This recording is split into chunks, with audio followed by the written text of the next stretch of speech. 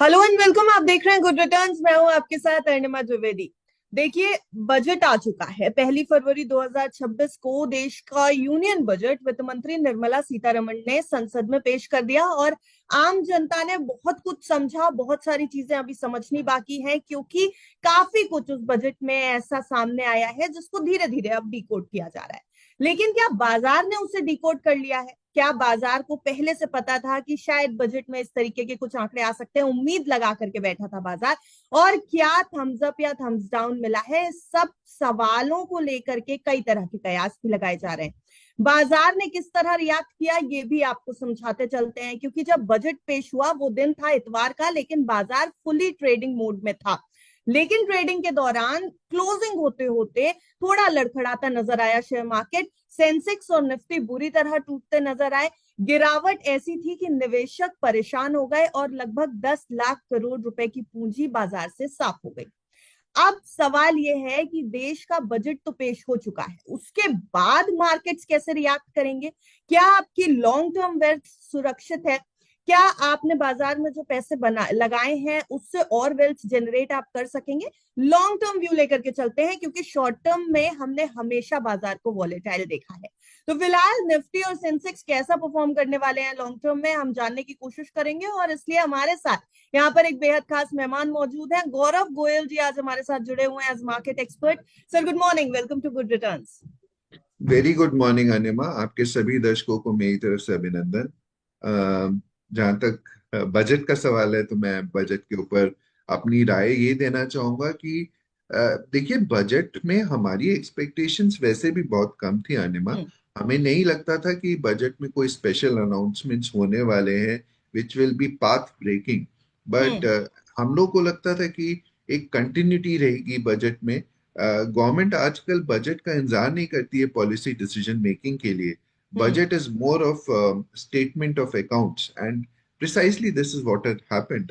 एक continuity signal की government ने, फिस्कल कंसोलिडेशन के ऊपर उनका ध्यान था, which is the right path to go about. So hmm. Overall budget ऐसा कोई नेगेटिव नहीं था Anima. Budget has been good and yes, there was capital markets के लिए there was one particular provision with जहाँ पे गवर्नमेंट ने एसटीटी फ्यूचर्स एंड ऑप्शंस के ऊपर हम्म।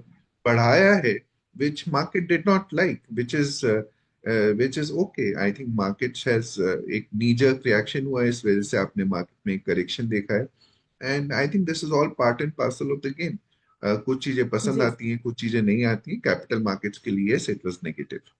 Yes sir. Sir, rightly pointed out. मैं आपसे वैसे भी अगला सवाल यही करने जा रही थी कि एसटीटी जो फ्यूचर्स एंड ऑप्शंस के ऊपर बढ़ाया गया है, मुझे लगता है बाजार ने उसको डिकोड करने की कोशिश की और उसे वो पसंद नहीं आया। लेकिन आम निवेशकों ने अभी भी थोड़ा सा कंफ्यूजन नजर आ रहा है कि आखिर ये क्या हुआ है। क्या उनके इन्वेस्टमेंट पर इससे कोई फर्क पड़ने वाला है? क्या वो पैसा जो बाजार में लगा रहे हैं उससे कोई फर्क पड़ेगा? थोड़ा सा अगर आप हमें इलाबोरेट कर सकें कि एसटीटी क्या है बेसिकली, और फ्यूचर्स एंड ऑप्शंस के ऊपर एसटीटी बढ़ाने से क्या इन्वेस्टर्स के ऊपर कोई फर्क पड़ सकता है? तो एसटीटी सिक्योरिटीज ट्रांजैक्शन टैक्स हम्म। अनिमा। और जब भी ट्रेड करते हैं तो गवर्नमेंट ने अदर देन आपका कैपिटल गेन्स टैक्स एक सिक्योरिटी ट्रांजैक्शन टैक्स इंट्रोड्यूस किया था, जहां पर आपको ट्रांजैक्शन पे एक टैक्स देना पड़ता है। तो हम्म। इसी संदर्भ में इन्होंने जो है कल अनाउंसमेंट किया कि जो डेरिवेटिव प्रोडक्ट्स होते हैं, फ्यूचर्स एंड ऑप्शंस, उस पे उन्होंने एसटीटी को बढ़ा दिया है, फ्यूचर्स पे भी और ऑप्शंस पे भी। अब बहुत सारे आज की डेट में जो इन्वेस्टर्स होते हैं, ट्रेडर्स होते हैं, एफआईज होते हैं, ये सब जो हैं फ्यूचर्स एंड ऑप्शंस में प्ले करते हैं, जहाँ पे एक लेवरेज प्लेस होते हैं, जिसकी वजह से आपके ट्रेड्स की वॉल्यूम बढ़ जाती है एंड अल्टीमेटली प्रॉफिट्स और लॉसेस बहुत एक्सेंचुएट होके आते हैं। बट जनरली ये देखा गया है कि रिटेल इन्वेस्टर्स को जनरली इसमें नुकसान झेलना पड़ता है। और इसी को कर्व करने के लिए गवर्नमेंट ने ये स्टेप लिया है, hmm. Which to my mind is sentimentally and timing wise थोड़ा सा शायद मार्केट को पसंद नहीं आया है, which is perhaps not the great timing, as I would say, from the market perspective. हम्म। क्योंकि एफआई ऑलरेडी सेंटिमेंटली नेगेटिव है इस समय, और पिछले बहुत समय से वो रेगुलरली सेलिंग कर रहे हैं मार्केट में. So hmm. I think that is why there was a knee jerk reaction in the market and there was a correction in the market. आने में मैं इसमें यही कहना चाहूंगा, मार्केट एब्जॉर्ब कर लेता है ये जी। इस तरह की घोषणाएं जो होती हैं बजट या अदर किसी टाइम में, इनका हम्म। इम्पैक्ट कुछ लिमिटेड समय के लिए रहता है, and then market works on fundamentals over a long period of time. जी। अब आज सर 2 फरवरी 2026 है, बजट के जस्ट एक दिन बाद हम आपसे बातचीत कर रहे हैं। और जिस तरीके का हमने मार्केट की वॉलेटाइल नेचर समझा है, कल तो बुरी तरह टूटे थे जब 1 फरवरी को बजट पेश हुआ। क्लोजिंग लगभग 1400 अंकों से ज्यादा गिरकर सेंसेक्स ने दी थी। 400-500 अंक के आसपास गिर गया था निफ्टी भी क्लोजिंग देते समय।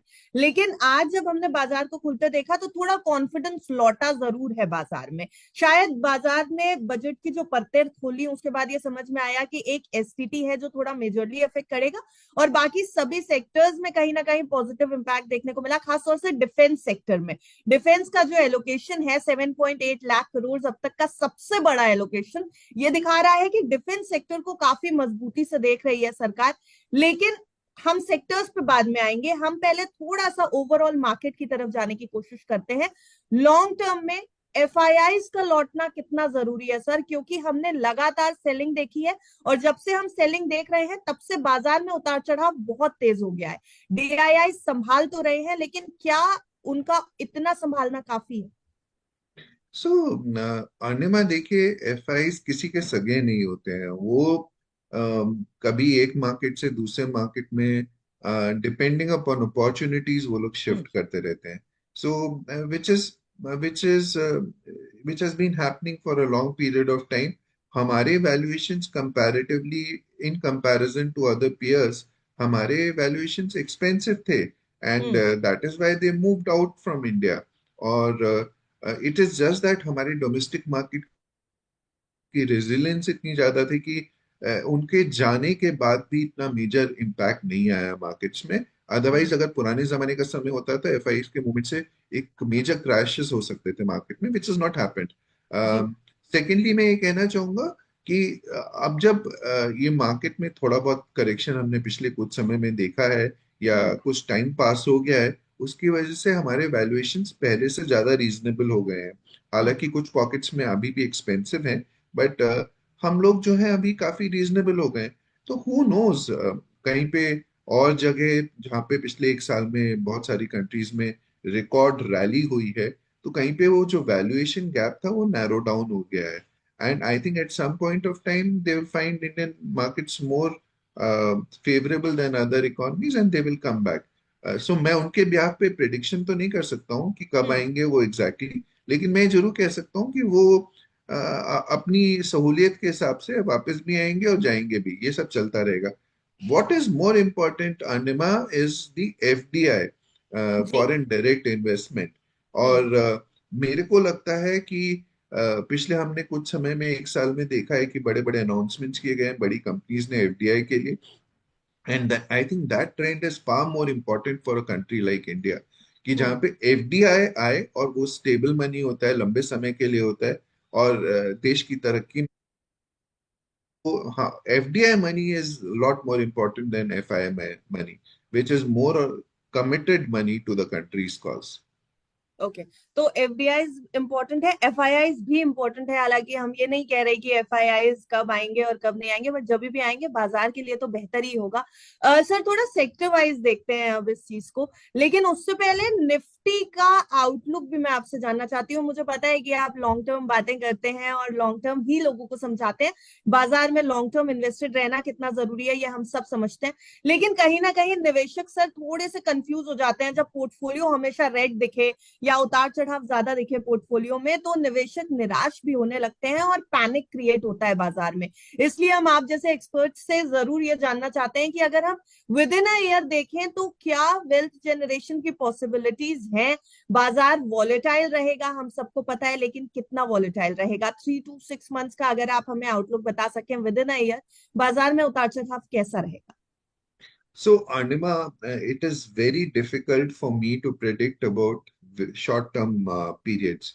क्योंकि शॉर्ट टर्म में there are too many factors which come in to play जो हमारे कंट्रोल में नहीं होते हैं। Hmm. But as you stretch the period from let's say longer period की तरफ जाते हैं, 5 years, 10 year, 15 years, it might sound crazy कि हम लोग 5, 10, 15, 20 साल की बात कर रहे हैं, लेकिन रियल वेल्थ जनरेशन तभी होता है अनिमा। शॉर्ट टर्म में मैं और आप तो एक इंटेलिजेंट गेसेस कर सकते हैं, बट देन जी। There are too many factors. Let us assume कल ईरान और यूएस का वॉर शुरू हो जाए, which we hmm. Don't know whether they would be, एक वहां पे सोल्यूशन निकल के आएगा या यहाँ वहां पे फाइट हो जाएगी। We don't know, we can all make guesses about it.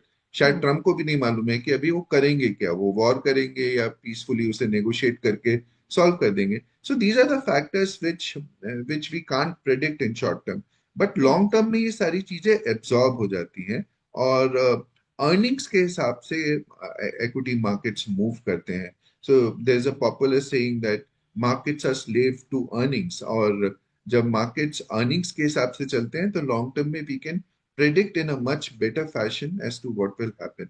हम्म। जहां तक जो इन्वेस्टर्स हैं वो परेशान हो जाते हैं लाल देख के पोर्टफोलियो, तो मेरे हिसाब से एक बहुत बड़ी एट्रीब्यूट है Anima, which is patience. Patience market में बहुत जरूरी होती है।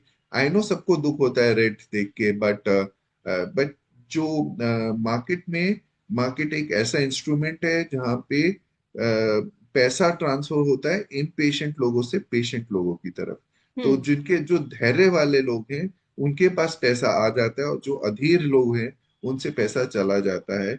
यही हम लोगों ने मार्केट में बहुत लंबे समय से देखा है, और जो कुछ पढ़ा लिखा है उससे यही समझ में आता है। तो जो लोग संयम के साथ काम करेंगे, बिहेवियरल साइंस बहुत इंपॉर्टेंट होती है मार्केट में, जो अपना संयम के साथ काम करेंगे और मेथोडिकली इन्वेस्ट करेंगे, I think there are so many opportunities अनिमा at this point of time, जहाँ पे मार्केट में एक मेजर करेक्शन हो गया है। बहुत हम्म। अच्छी कंपनीज बहुत अच्छी प्राइस पे इस समय मिल रही हैं।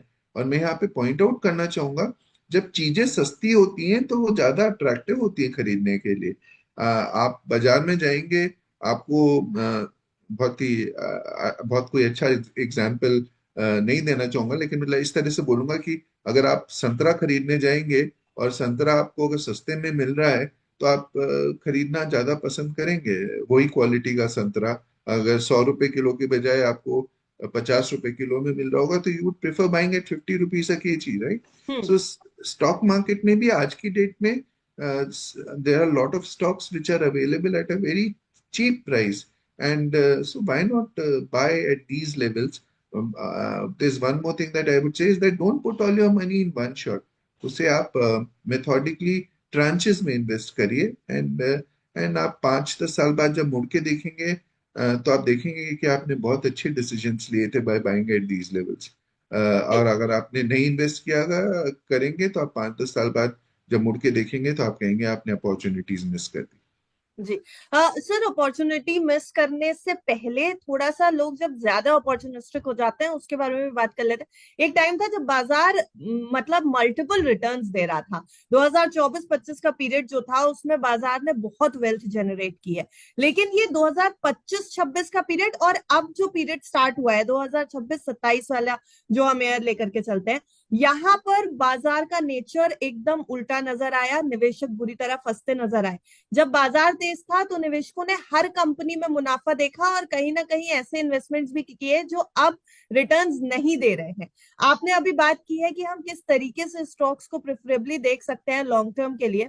तो ये जो बाजार की तेजी होती है उसमें अगर हम सस्ते स्टॉक्स उठा लेते हैं, प्रेफर करते हैं कि ये अच्छा स्टॉक है, इसने अभी तो अच्छा रिटर्न दिया है, शायद आगे और मल्टीपल रिटर्न देगा, ऐसे स्टॉक्स बाद में जाकर के फंसा जाते हैं। स्ट्रैटेजी क्या होनी चाहिए स्टॉक पिक करने की? सो अनिमा, एक बहुत इंपॉर्टेंट बात है कि आप क्वालिटी स्टॉक्स को आइडेंटिफाई करें। आप उनके बारे में स्टडी करें। सिर्फ अपने किसी फ्रेंड ने कह दिया या किसी और ने किसी एक पर्टिकुलर स्टॉक में इन्वेस्ट किया है, या जो पिछले कुछ समय में जिसने बहुत तेजी से रिटर्न दिए हैं, सिर्फ उसी बेसिस पे आप इन्वेस्टिंग नहीं करिए। आपको कंपनीज के फंडामेंटल बैलेंस शीट, उनके बिजनेस, उनका विजन, उनके प्रमोटर्स, उनकी शेयर होल्डिंग, बहुत सारी चीजें, उनका turnover, bottom line, top hmm. Line, किस तरह से ग्रो कर रही है company, is it share holder friendly और नॉट, ये सब चीजें आपको बहुत सारे पैरामीटर्स देख के then you have to take judgemental calls about particular companies. And उसमें भी आपको अपना एक डिवर्सिफाइड पोर्टफोलियो क्रिएट करना पड़ेगा। आपको देखना पड़ेगा कि कंपनीज, आप एक ऐसा तो नहीं कि एक ही सेक्टर में अपने आप को बहुत ज्यादा कंसंट्रेट कर रहे हैं, साथ में अपना रिस्क को जरूर समझिए। आई think that is very very critical. तो अगर आप राइट कंपनीज आइडेंटिफाई करके लंबे समय के लिए करेंगे तो chances are that you can create long term wealth in times to come. Let me also tell you that India is looking exceptionally good over long period of time, Anima. We are at the right stage. हमारी average median age is just about 28. We are a young population. We have lots of attributes which makes our country extremely attractive. And मेरे को लगता है आने वाला समय हमारा है। और कैपिटल मार्केट्स में जो भी रिटर्न्स अभी तक आए हैं वो मिनिस्कल हैं। जो आने वाला समय जो वेल्थ क्रिएट करके देगा वो बहुत ज्यादा है। So prepare yourself for the wealth accumulation in future. But आपको मेथोडिकली इन्वेस्ट करना पड़ेगा, सैनिटी मेंटेन करके रखनी पड़ेगी अपनी। और उस हिसाब से अगर आप इन्वेस्ट करें तो मेरे ख्याल से आपको निराशा हाथ नहीं लगेगी। बिल्कुल सर, अब थोड़ा सा सेक्टर्स पे ध्यान देते हैं। कौन से सेक्टर्स प्रॉमिसिंग लग रहे हैं? डिफेंस के ऊपर से आउटलुक स्टार्ट करवाना चाहूंगी मैं आपका, क्योंकि डिफेंस को एलोकेशन बहुत ज्यादा मिला है बजट में, और हमारे पास बहुत सारी ऐसी डील्स हैं इस समय इंडिया के पास, जो कि डिफेंस सेक्टर को और मजबूत करती नजर आ रही है। लेकिन लॉन्ग टर्म में देखा जाए तो डील सिर्फ होना, करार सिर्फ होना नहीं होता है। एक एस्पेक्ट एस्पेक्ट ये होता है कि हम कितना प्रोडक्शन कर पा रहे हैं, कितना मैन्युफैक्चर कर पा रहे हैं, उन डील्स को कितना जस्टिफाई कर पा रहे हैं। तो क्या वो एबिलिटी अभी डिफेंस सेक्टर में लग रही है? और मैं आपसे कंपनीज भी जानना चाहूंगी कौन सी बहुत ज्यादा प्रॉमिसिंग लग रही है। सो अर्निमा देखिए, मैं जो हूँ आपको ये बताना चाहूंगा, इंडिया को डिफेंस में पॉजिटिविटी और आत्मनिर्भरता और मैन्युफैक्चरिंग करना एक एक अनिवार्यता है, एक करनी ही पड़ेगी इंडिया को। बिकॉज हमारे पास कोई और ऑप्शन नहीं है, हमें हम्म। इसमें इस एरिया में आत्मनिर्भरता रखनी पड़ेगी। जिस तरह का जियोपॉलिटिकल एनवायरनमेंट है, जहाँ पे आज की डेट में हम किसी भी कंट्री के ऊपर काउंट नहीं कर सकते हैं। कोई हमारा बहुत स्ट्रॉन्ग फ्रेंड नहीं है, कोई हमारा मतलब, और हम लोग चारों तरफ से दुश्मनों से घिरे पड़े हुए हैं। आप चाहे वेस्ट की तरफ देखें, हमारे पास पाकिस्तान है। चाइना के साथ नॉर्थ में हमारे कोई इतने ग्रेट संबंध नहीं है। बांग्लादेश हमारे पास ईस्ट में आ गया है, जहाँ पे वहां पे भी हॉस्टिलिटीज बहुत ज्यादा हो गई हैं। तो हम लोग घिरे हुए हैं चारों तरफ से। और ऐसा नहीं है कि हम अमेरिका के ऊपर काउंट कर सकें, specially when Donald Trump is at the helm of affairs in US. वो हम्म। बहुत ही अनप्रेडिक्टेबल हैं। तो हम किसी के ऊपर काउंट नहीं कर सकते हैं। साथ ही हम ऐसा भी नहीं कर सकते हैं कि रशिया से हम इतना हथियार इंपोर्ट कर सकते हैं और हम सिर्फ रशिया के ऊपर ही निर्भर हैं। हमें वहां पे भी डिवर्सिफिकेशन की जरूरत है। So hmm. Defence is a must for the country. And defence में I am very happy that government has done an increased outlay in and around defense। एंड इस डिफेंस में मैं डिफेंस क्षेत्र के लिए मैं बहुत पॉजिटिव हूँ फ्रॉम वेल्थ जनरेशन पर्सपेक्टिव। मेरे को लगता है आने वाले समय में डिफेंस में आपका जरूर एक पोर्शन होना चाहिए अपने पोर्टफोलियो में, and which should do well.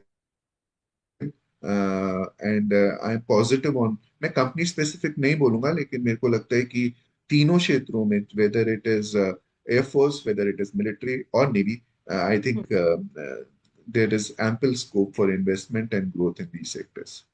Ji. Sir, India और यूरोपियन यूनियन की डील हुई है, जिसके बाद से फोकस में आए थे ऑटो सेक्टर्स, ईवी के से जुड़ी कंपनीज, और उसके अलावा और भी बहुत सारे क्लॉजेस आए, जिसकी वजह से बाजार में पॉजिटिविटी जरूर देखी गई, थम्स अप मिला उस डील को बाजार की तरफ से।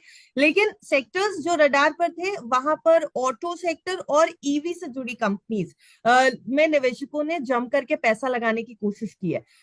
प्रॉमिसिंग फ्यूचर नजर आ रहा है ईवीज को लेकर के, और लॉन्ग टर्म में अगर देखा जाए तो ऑटो सेक्टर में वेल्थ बन सकती है, क्योंकि ऑलरेडी बहुत ज्यादा वैल्यूएशन हाई थी हाल में auto sector.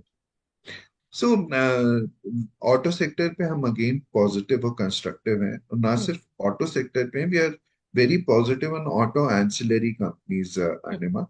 Auto ancillary companies एक ग्लोबल सप्लाई चेन में इंडियन कंपनीज अपनी एक जगह बनाती जा रही हैं, and we remain extremely positive on auto companies. Last year में भी ऑटो सेक्टर ने बहुत अच्छा परफॉर्म किया था, and I think that trend should continue despite slightly higher valuations in this sector. Hmm. But हम लोग पॉजिटिव हैं। आई थिंक अगर थोड़ा सा लंबा नजरिया हो तो this sector should do extremely well. अगर हम थोड़ा सा ट्रेंड्स भी देखें तो अभी जो टू व्हीलर्स और थ्री व्हीलर्स और फोर व्हीलर्स की एक आम आदमी की जो जरूरतें हैं उसके हिसाब से हम लोग तो बहुत कम स्टेज पे हैं। अगर हम लोग चाइना को एमुलेट करके देखें तो फोर व्हीलर्स का penetration in Indian market is very low eight this point of time. और जैसे जैसे हमने अगर चाइना का देखा है उस हिसाब से अगर इंडिया आगे चलता है तो आने वाले इस पीरियड में बहुत तेजी से ग्रोथ होगी ऑटोमोबाइल सेक्टर में। So we remain extremely positive constructive, and मेरे को लगता है कि rather than you know ICE companies, we like the electric vehicle space.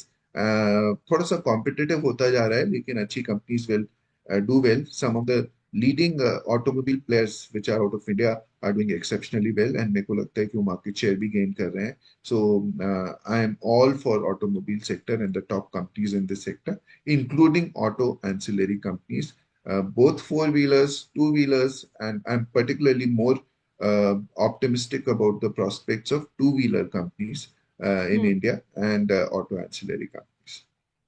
Pharma में एक बहुत बड़ा मूव आया सर, बजट के बाद देखने को मिला कि जब पूरा बाजार टूटता हुआ दिखाई दे रहा था तो फार्मा एक ऐसा सेक्टर था जहां पर ग्रीन में नजर आए बहुत सारे स्टॉक्स। फार्मा एक टाइम था जब इंडिया यूएस में जो था वो टेंशन थोड़ी सी एस्केलेट होने लगी थी, वो टैरिफ्स को लेकर के, जब डोनाल्ड ट्रम्प ने बहुत सारे टैरिफ्स इंपोज करने शुरू किए थे भारत के ऊपर, और बुरी तरह अफेक्ट हुआ था उस समय फार्मा सेक्टर। कंपनीज पे बहुत ज्यादा इफेक्ट आया था और बुरी तरह टूटते हुए दिखाई दिए थे काउंटर्स। लेकिन जब बजट 2026 में हमने ये देखा कि बहुत सारे नई पॉलिसीज लाई गई हैं, खास तौर से उन दवाइयों को जो है वो सस्ता कर दिया गया है, कस्टम से बाहर कर दिया गया है जो कैंसर और शुगर पेशेंट्स यूज करते हैं। ऐसी लगभग कई ऐसी दवाइयां हैं जिनको सस्ते दाम पर अब आम आदमी को मिल जाएंगी वो दवाइयां। उसके बाद फार्मा सेक्टर ने जमकर जश्न मनाया है बजट का। कैसा लग रहा है अभी आउटलुक? क्या वॉलेटाइल रहेगा ये sector because of the international pressure जो आता रहता है डोनाल्ड ट्रम्प की तरफ से, या फिर भारतीय सरकार ने जिस तरीके से अपने प्लान्स आगे रखे हैं वहां मजबूती मिलेगी? सो अनिमा, दिस इज अनदर सेक्टर जो हमें बहुत पसंद है। फार्मा सेक्टर हमें बहुत अच्छा लगता है, डिस्पाइट अगेन पिछले एक साल में दो साल में काफी अच्छा किया है फार्मा सेक्टर ने। फार्मा सेक्टर में एक सीडीएमओ स्पेस है जो हमें बहुत अच्छी लगती है, and in this year and the next year I think it is opening up substantially, और हम्म। प्रॉस्पेक्ट्स वहाँ पे बहुत अच्छे हैं। तो फार्मा में अगर मेरे को थोड़ा सा सब क्लासिफाई करना पड़े तो मैं सीडीएमओ स्पेस में पॉजिटिव हूँ, और मैं आपके दर्शकों को कहना चाहूंगा यहाँ पे अच्छी कंपनीज आइडेंटिफाई करके लंबे समय के लिए इन्वेस्ट करिए। There is a lot of potential in this sector. It is going through a mega trend, और ये मेगा ट्रेंड को कैपिटलाइज करके वेल्थ जनरेशन के लिए इस्तेमाल किया जा सकता है। जी। एक आखिरी सवाल लूंगी सर, सेक्टर्स से हटते हैं, बाजार से हटते हैं, दूसरे एसेट क्लासेस पर पहुंचते हैं जरा। गोल्ड और सिल्वर इस समय धमाल मचा रहे हैं, हालांकि प्रॉफिट बुकिंग बहुत तेज हो जाती है कभी कभी, और हमने पिछले एक हफ्ते में ये ट्रेंड भी देखा है कि ईटीएफ्स में लोगों ने बहुत पैसा लगाया था लेकिन उसके बाद गोल्ड सिल्वर से पैसा निकाला भी बहुत गया, प्रॉफिट बुकिंग आई, और कहीं ना कहीं डॉलर मजबूत हुआ तो भी इन दोनों एसेट्स के ऊपर फर्क पड़ा। रुपए का कमजोर होना भी कहीं ना कहीं एक वजह रहा है। बहुत सारे फैक्टर्स थे जिसके बाद वोलाटिलिटी जो थी वो काफी हाई हो गई है दोनों एसेट क्लासेस में। गोल्ड और सिल्वर में कितना पैसा लगाएं, पोर्टफोलियो में कितना रखें, ये जरूर जानना बेहद नेसेसरी हो जाता है ऐसी सिचुएशन में जब कई इन्वेस्टर्स को फोमो हो रहा है। सो अर्निमा, देखिए हम लोग गोल्ड और सिल्वर को ट्रैक करते हैं, और हम्म। हम लोगों ने पिछले साल एक्चुअली बिगनिंग में गोल्ड और सिल्वर पे ऑप्टिमिस्टिक थे, और हम लोगों ने अपने इन्वेस्टर्स को खरीदने के लिए भी बोला था। एंड इस बार भी अभी जब क्रैश हुआ है मार्केट में सिल्वर प्राइसेस में, आपने देखा होगा पिछले दो, उससे पहले हमने थोड़ा सा प्रॉफिट बुकिंग की सलाह दी थी और कॉशन भी एडवाइस किया था। And I think but we structurally remain positive on gold and silver Anima. हमें लगता है कि एक गेम प्ले आउट हो रहा है when in de dollarisation is happening. सारी कंट्रीज जो हैं अपना डॉलर से एसेट्स कम करके central banks are purchasing gold and silver, more particularly gold. And that is why we have seen कि एक बेतहाशा तेजी रही है सिल्वर के, अपने इंडस्ट्रियल यूजेस भी हैं। And more than that there is a demand supply gap. But जिस तरह से तेजी आई थी मार्केट में on gold and silver, particularly silver, बेतहाशा तेजी थी।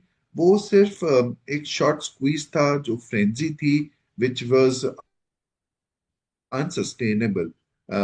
तो मेरे को लगता है कि ये वन वे स्ट्रीट नहीं हो सकता है। करेक्शन हुआ है, कंसोलिडेशन हो रहा है, एंड आई थिंक अगर थोड़ा बहुत और करेक्शन होके मार्केट नीचे आता है, there would be significant buying opportunities happening in both these precious metals. We are more optimistic on gold versus silver going forward. Okay. So मैं चाहूंगा कि आपके दर्शकों को थोड़ा बहुत एलोकेशन लेना चाहिए, गोल्ड एंड सिल्वर में रखना चाहिए अपने पोर्टफोलियो में। And it would do them well, specially in troubling times. हम लोगों ने देखा है जब इक्विटी मार्केट्स नहीं परफॉर्म कर रहे होते हैं तो ये precious metal start doing well. But over allocation मत करिए। एक मे बी 10% या 10 to 20% के बीच में गोल्ड एंड सिल्वर का आप एलोकेशन अपने पोर्टफोलियो में ले सकते हैं। And at these levels, be cautious in the sense कि there would be better opportunities। आप थोड़ा थोड़ा करके ट्रांचेस में इन्वेस्टमेंट करिए, एंड उसके बाद आप लंबे समय के लिए इसको रखने की सोच सकते हैं। पर क्या सर वैल्यूएशन अभी करेक्ट है बाय करने के लिए, या नीचे आने का और इंतजार कर सकते हैं और टूट सकता है गोल्ड सिल्वर? मेरे को लगता है कि देखिए वॉलेटिलिटी रहेगी, थोड़ा बहुत नीचे और भी आ सकता है। I think they while timing करना वर्चुअली इम्पॉसिबल है। इसीलिए मैं कहूंगा कि थोड़ा सा नीचे आने पे आप अपनी परचेजिंग शुरू कर सकते हैं। एंड बट एक साथ मत करिएगा, उसे ट्रांचेस में इन्वेस्ट करिएगा। लेट्स से थोड़ा सा नीचे आता है तो आपने 20-25% लगाया, फिर आप थोड़ा और नीचे आता है फिर 25% और लगाएंगे। And this is how you should build your portfolio.